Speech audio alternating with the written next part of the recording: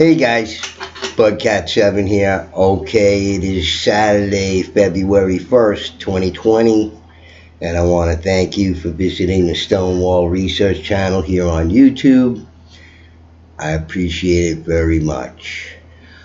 Alright, guys, well, you might be happy to know I've been screwing around with some software here, and I think I found something that I can work with here, and I'll probably need a little bit more time to get used to it, but if it works out okay, I'll be doing my presentations more in this format. And I'm sure any number of subs out there are going to be like, yay! And I hope they're happy because I am. Alright, guys. Well, I've been busy as a beaver lately, and with this new format too, I don't have to worry about the stupid phone camera on my phone and the time constraints due to memory issues or whatever it is. So this will work out very well. Alright, folks. Well, before I get back to my series covering the quote-unquote giants or large hominids, as I like to call them, state by state, and I was going to cover Louisiana and Mississippi together because there's not a lot of accounts from there, and I think I could do them both at the same time, and just as interesting as anywhere else so far, so there's some good stuff in there. Looking forward to doing it for you. Alright, so with the new software here, I thought we might get into something that I've done before on this channel, which is sort of review books.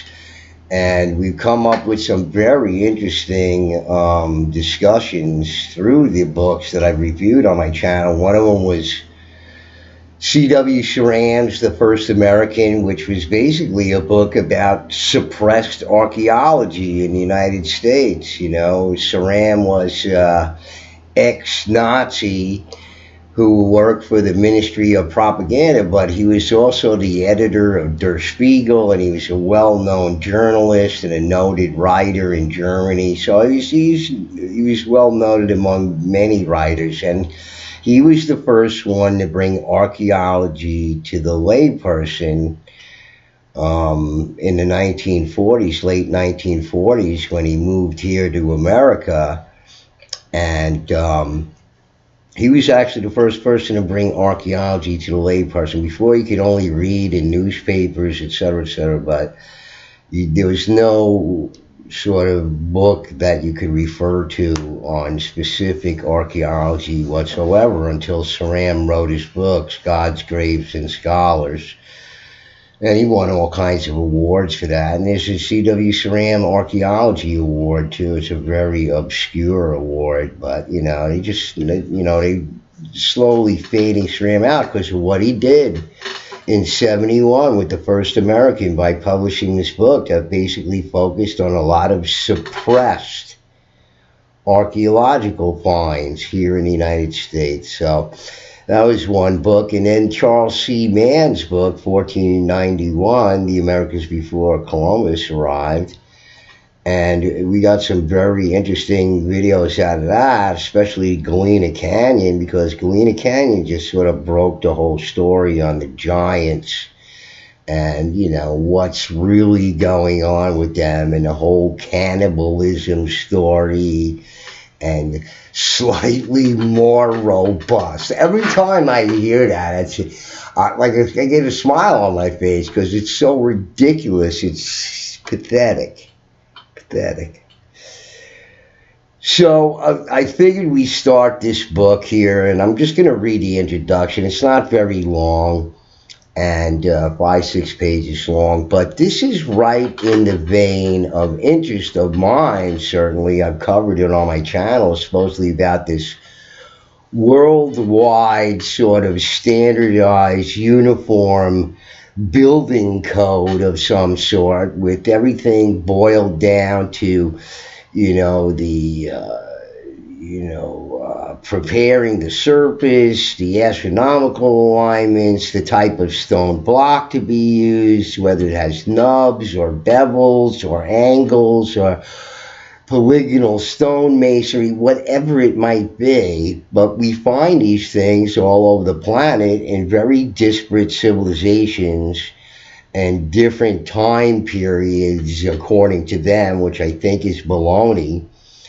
And there's no explanation for it. It's just, the possibility of all these people coming up with the same ideas on their own. It's just, the odds are remote. So it's, these assumptions of the mainstream are just ridiculous. And of course, as time goes on, they revise all of their old baloney premises on many of these things. And as I've talked about with Smithsonian Magazine and the research that they've done lately, they're abandoning the Bering Strait theory because, as was mentioned in Charles C. Mann's book, they don't seem to be able to dig up the correct people and animals crossing at the times that they thought these, people and animals would be crossing. And they just, no matter where they dug, no matter where they did archaeology, up and down the western part of North America here, they just couldn't figure out what was going on. So they're done with that. So now they're saying that the people crossed over by boat. So this opens up a gigantic can of worms like you would not believe on many angles of this whole argument. Okay, they keep on finding settlements of organized societies and civilizations going further and further and further and further back in the Americas. This whole idea that it's the new world and everything is just a bunch of fucking baloney. Pardon my French. But, that's my New Yorker coming out in me. I can't help it because your children right now, and people in my family with young children, their children are going to school right now and they're learning a bunch of BS. That's a complete fantasy story. And it's going to be a while before this research by the Smithsonian, which basically heads up how this filters into academia, in textbooks, etc. It's going to be a while. But until they get all this stuff filters in, okay, these kids are going to be learning a complete fairy tale. Complete. From top to bottom. And people wonder why the world is so screwed up. I mean, people's ideas of history is a complete fantasy story. Going back beyond maybe 200 years. Not even. Okay, it's just a known historical fact, okay, that people write their own histories, whatever way they perceive it or want other people to perceive it. Obviously, shedding good light on themselves, okay? If you think it's not biased in any way, you got to read between the lines. You got to read between the lines in a lot of things. And that's the way Saram presented his book in 71, and people didn't like it because he was busting their balls. But there was little they could say because he had big credentials. Now now that he's dead, they say all kinds of crap about him and omit so much of his, effort to give us the truth. He knew what lies were. He was busy writing them. Okay, so let's get into this new book, and I've been reading it for a while. So what I'm going to do is I'm going to read the introduction because I think it's of interest to everybody to hear it. And then I'll go chapter by chapter, and I'll just pick out, the big stuff out of the out of the chapters, the most salient points and things that I want to point out. I can, obviously I could read the whole chapter, but I don't think I need to. As I've done with these other books, I just pick out the real important stuff. So let's get to it. This is by Robert Schoch. And this was in the library. I mean, I've known of the book for a long time. I've walked past it a zillion times, and I've always, sort of, rifled through the pages there and looked at it. But I wanted to see what Schoch was saying, because he says some very interesting things, and I don't totally agree with his assessment of this, because in light of John Jensen's research about these artificial harbors and canals all over the east coast of the United States going back some 5,000 BC or beyond that, who knows? I'm sure the culture, if it's that technologically advanced, didn't pop up overnight. But let's get into this, and this is so related to the research that I've done on my channel with this, uniform, standardized building code worldwide. And I've discussed it any number of times with Phil from Ancient Alternative View and Andrew from Ancient History Criticisms. And, these guys basically are focusing their research on this very, very topic. And, that's why it's so interesting to see what Schoch's take on it, because obviously he's sort of, along that same wavelength, and obviously he thought about it way before any of us did, maybe. I don't know. I can only speak for myself, but, I didn't have any suspicions of this until, several years ago, when I started looking at all this stuff. Back when, really when I got into Sylvie's channel, New Earth. So let me read it to you, and while I'm reading it to you, you can look at these pictures here. This is the cover of the book here, and it shows one of these Nubian pyramids, it looks like, right in the front here. And Andrew just did a video about them with the nubs on it. It was just amazing pics of them, and begging the question as to what this is, because here again we see it in the Nubian pyramid sites. So, and Schoch has one on his cover there. So look at these interesting boats here while I'm reading here, and ships, ancient ships and boats. Okay, so let me see, do I have the pages in order here?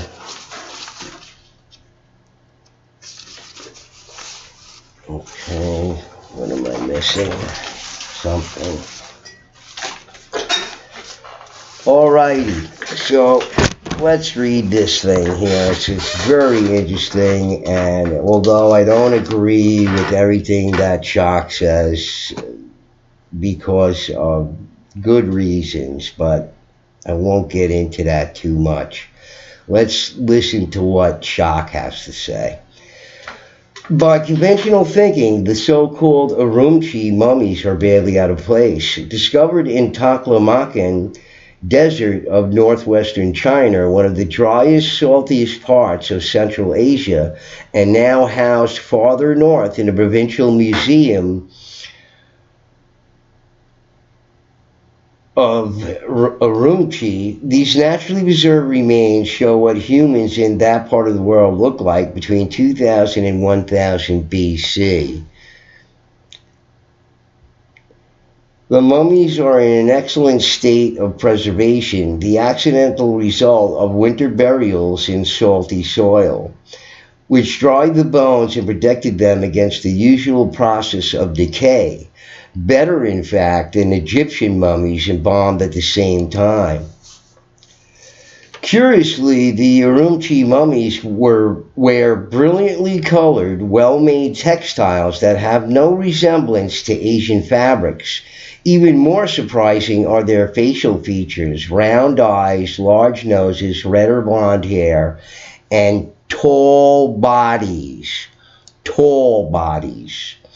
Both the fabrics and the remains suggest a tribe related to Europe's Celts, which very well could be, and the Celts could have been taller stature, the Irish were, and here he mentions them. But what are the people connected with the ancestors of the modern Irish, Scots, and Welsh doing in this far corner of Asia? Or the descendants of the Bell Beaker people, who are all like the Adena, 7 feet tall and 8 feet tall, and had vaulted craniums, but not as big as the Adena. The Adena had bigger ones. And maybe the Bell Beaker people migrated from North America over to Europe. I think that's what happened. Urumqi's evidence is startling since it undercuts our ready division of cultures into European and Asian. Here is a people of European provenance buried in what is clearly an Asian cultural zone. Yet there is a way we can accept even this, simply because the link between Urumqi and the Celtic heartland of the Caucasus lies overland.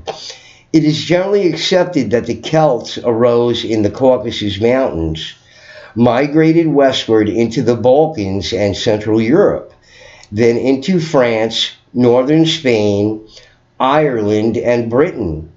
The Urumqi mummies argue that some of them went eastward as well, settling in what is now China. Somehow we find it easy, if unconventional, to imagine these ancient sheep herders driving their flocks over deserts and mountains toward the rising sun in search of new, greener pastures.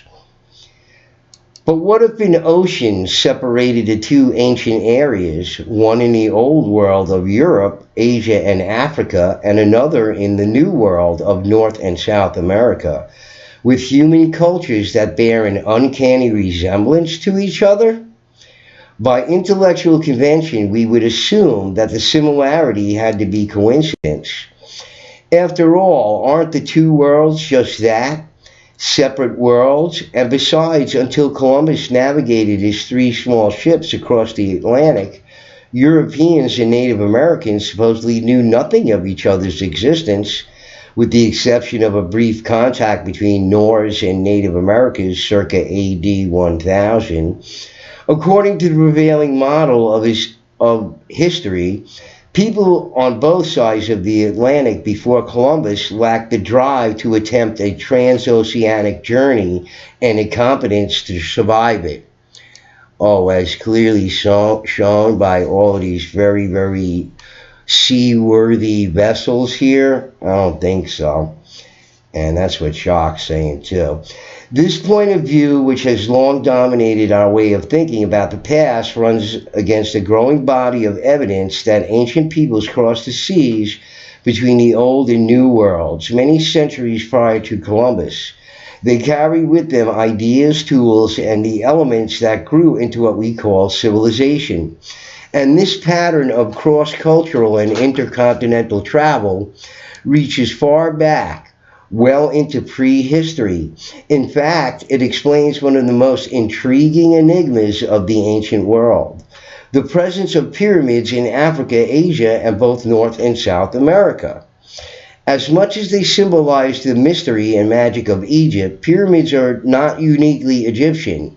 Pyramids also appear in the ancient African kingdom of Kush, along the Nile between the third and fourth cataracts, as ziggurats in ancient Mesopotamia and Sumeria, the likely source of the biblical account of the Tower of Babel, in England and Ireland, taking such forms as Silbury Hill and Newgrange, in India and throughout Southeast Asia, in the distinct style of the Buddhist stupa at Angkor Wat in medieval Cambodia, at Indonesia's Borobudur, in ancient China and Teotihuacan, Tenayuca, and Tenochtitlan, and other sites in the Valley of Mexico.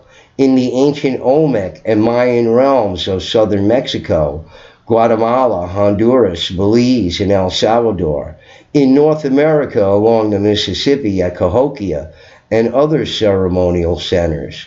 And in Peru's coastal region, among the people who were the ancestors of the Inca Empire, and in that country's northern Andes, the Inca heartland. How can it be that a form as distinctive and powerful as the pyramid was built in such widely separate locales? It seems too much to believe that the world's many pyramids are the product of coincidence and convergence. Could it be that they share a common ancestor long lost to history?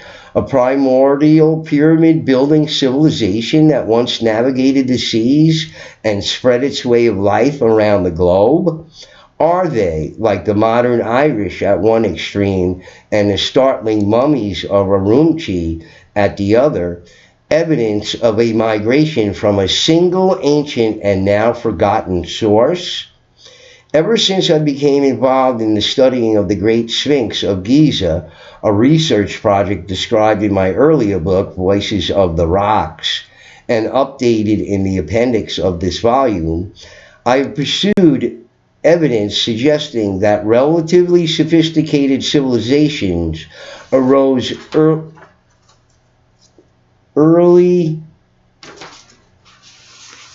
hold on guys, earlier than generally recognized. Some of these early civilizations apparently possessed high levels of astronomical knowledge and navigational expertise, giving them the ability to navigate across open sea. This evidence further suggests that the history of civilization is not a tale of slow, gradual, progressive change from primitive to sophisticated. Rather, history comprises a series of starts and stops, rises and falls. Periods of equilibrium, growth, and progress are interrupted, often suddenly, by natural catastrophes. Catastrophes can take many forms: volcanic eruptions, earthquakes, widespread floods, profound climate change, the spread of new diseases. The most devastating and far reaching catastrophes of all, though, have come not from the earth itself, but from the skies, in the form of cosmic run ins with comets. Experience preserved in the religious mythology of skies turned vengeful and dangerous by angry gods who scorch the earth with the fire of heaven.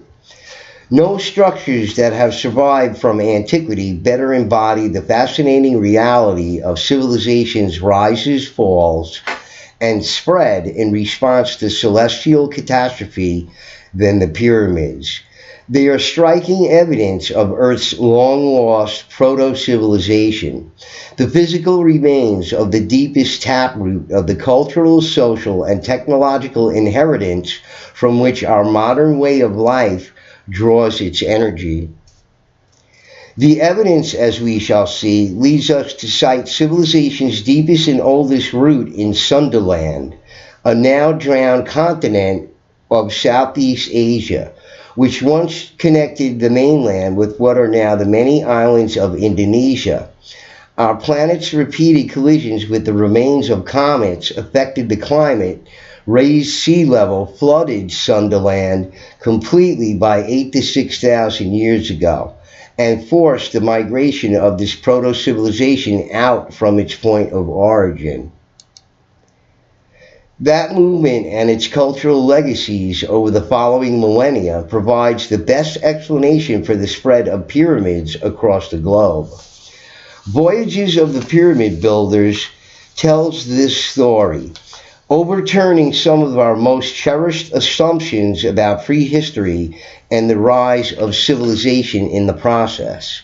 Chapter 1, Giza and the Question of Time, spells out the evidence that the Egyptian pyramids at Giza and certain associated structures, or at least portions of them, were built earlier than conventionally believed. Chapter 2, This World's Many Pyramids, describes the various pyramid cultures in Africa, Asia, and the Americas, and explores the significance of the striking similarities between them, despite the long distances of land and sea separating them. Chapter 3, Coincidence or Connection? The Mythic Foundation, investigates the ritual beliefs and stories that underlie the pyramids. We have to understand how ancient peoples migrated from the old world into the new world before we can explore the connections between pyramid cultures. So he says. And, Schoch's a pretty mainstream guy, and I don't think he enjoys being criticized by his peers. So he accepts a lot of the mainstream research, which I don't know why, because those very same people are the first ones to call him crazy. So I don't know why he does that, but he does. So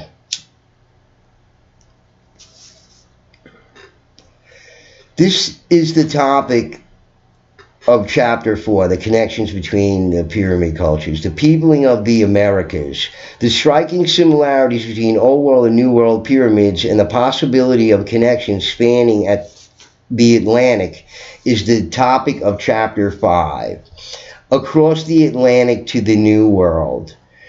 Chapter 6, Across the Pacific to the New World, details intriguing evidence that pyramid builders also entered the New World from the West and influenced the rising civilizations of Central and South America. Of course, the pyramid builders could have crossed the oceans only if they had sufficient maritime skill. Such is the focus of Chapter 7, How the Pyramid Builders Sailed. Next, we look at why ancient peoples went to the trouble of moving vast distances, investigating the compelling theory that their migrations were responses to catastrophic encounters with comets, the topic of Chapter 8. Fleeing the Angry Skies was Chapter 8. Chapter 9, Seeking the Source, looks into the possibility of a lost pyramid building civilization in the period before 3000 BC, the generally accepted date for the earliest pyramids. The book concludes with Chapter 10, Civilization's Beginning, Isolation's End, which summarizes what we now know, points out what we still have to find out, and looks at what it means to know what the high civilizations of our planet have been interconnected for much longer than we previously imagined. Understanding that all civilization shares a common origin deep in the past reminds us what a precious gift civilization is and how assiduous we must be in tending this irreplaceable legacy. Science is less a body of knowledge than an attitude, a willingness to lift the sacred veil and look behind it. That is what Voyages of the Pyramid Builders does. It offers the challenge of a fresh look and the thrill of exploring the new and unexpected. So that's the introduction, and as I said, I will go into the chapters of his book and take a little bit better look at each individual chapter and see what he says about these voyages of the pyramid builders to the Americas from the, across the Atlantic and across the Pacific, and et cetera, et cetera. The only problem I have with that there is that, and this was written in 2007, based on the newest research, it shows that people were here long before that, and it seems that they were building pyramid-like structures long before what Schoch's thinking, and long before even those of Egypt, possibly, okay? This is what the research is starting to show, and this whole thing about the new world being new and the old world, they can't make sense. I can tell you right away, okay? Since it seems that North America in particular, but the Americas in particular, got hammered by some sort of terrible catastrophe. It seems over and over again. Okay, that means that the strata, when they go to examine the strata, the layers of soil, when geologists examine this, they try to equate it with the rest of the data from around the world to determine dates, and they're starting their base points of dating and all this kind of stuff like that. So just right off the bat, you have to know that they're starting immediately with this new world bias. It can't be anything else. Unfortunately, they have to keep on pushing the timeline back and back and back, and they revise their thoughts on this dozens and dozens of times. Okay, guys, this is how it is. Okay, if we were to know the actual history, the actual past of the Americas, it would unlock the whole entire past history of the civilizations of humanoids living on this planet for eons. Okay, when you got 80,000-year-old popcorn, or any corn at all, because corn and human beings, they go together and can't live without each other. Okay, this is why all the burials there contain, jugs and, containers of maize, giant maize at that, to go along with them.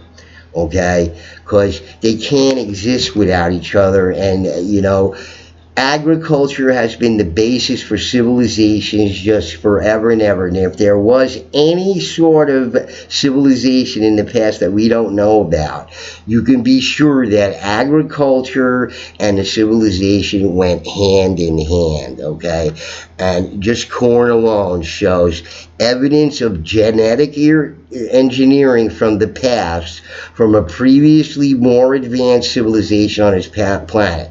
You got to start thinking, guys, the further you go into the ancient past, beyond historical times, beyond biblical golden age, beyond those ages, okay, things get more advanced, not less advanced. They get less advanced because there was a cataclysm on this planet that reduced everybody to cavemen. Okay, and that's why civilizations popped up out of nowhere. Okay, the only way they could possibly do that is that they had some previous knowledge of all these things that they could apply, or at least an algorithm derived from. See what I'm saying? So, in any case, guys, as I said, in the future, I'm going to get more into this book, as I've done before, and we'll get some exciting things out of it. I'm sure, even though I don't agree with, some of the things that Schoch says, I'm sure there's a lot of stuff there that he's going to turn us on to, because here he has the same idea as I have, and as Phil has, and as Andrew has, and we seem sort of latecomers at this. And, I said there was messages in the walls of New England, which is my own original research and findings, okay, and that they're all serpents and snakes. I'm sure Schoch's not aware of that, but he's the one that said there were messages in the megalithic. He thought there were messages in the megalithic constructions around the world. I've heard him say it in the past couple of years in radio interviews. So, there's a clue. I mean, he's a brilliant man. If you know his research on the Sphinx, he dated it as a geologist by looking at the weathering on the stone in the area of the Sphinx and the Sphinx itself. He said it has to be at least 20,000 years old. 20,000. Not 6,000. Not 5,000. Okay, 20,000. Okay, something's going on, but this is what we're here for, guys. All right. So, in any case, I hope you enjoyed that, and I hope you're enjoying the improved production value of the video. If it's any good, I'll have to find out after I get done here, but Please hit the like button if you liked it, and I'll be seeing you with the new video on the Giants, next one on the Giants or the large hominids, real soon. Bugcat7 signing out. Peace.